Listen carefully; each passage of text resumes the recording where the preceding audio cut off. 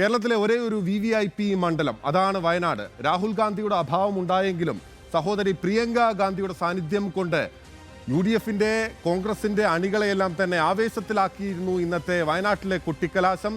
3 ജില്ലകളിൽ പരന്നുകിടക്കുന്ന വയനാട് മണ്ഡലത്തിൽ JNUവിലെ വിദ്യാർത്ഥികളെ, പ്രത്യേകിച്ച് സ്ഥാനാർത്ഥി LDF സ്ഥാനാർത്ഥി ആനി രാജയുടെ മകൾ അപരാജിത രാജയുടെ നേതൃത്വത്തിൽ JNUവിൽ നിന്നുള്ള ASFന്റെ പ്രവർത്തകർ ഉൾപ്പെടെ എത്തി LDFന്റെ കൊട്ടിക്കലാശവും ആവേശത്തിലാക്കി.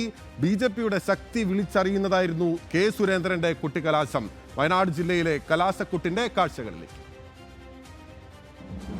ദേശീയ ശ്രദ്ധ ആകർഷിച്ച വയനാട് ലോക്സഭാ മണ്ഡലത്തിൽ പരസ്യ പ്രചാരണത്തിനൊടുവിൽ 3 മുന്നണികളുടെയും കൊട്ടിക്കലാശ ചടങ്ങുകളാണ് കൽപ്പറ്റയിൽ നടക്കുന്നത്.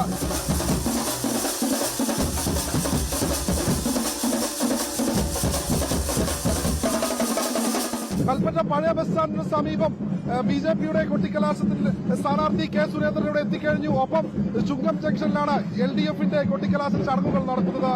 വയനാട്ടിൽ നിന്നുള്ള നിരവധി പ്രവർത്തകർ ഇവിടെ എത്തിച്ചേർന്നിട്ടുണ്ട്.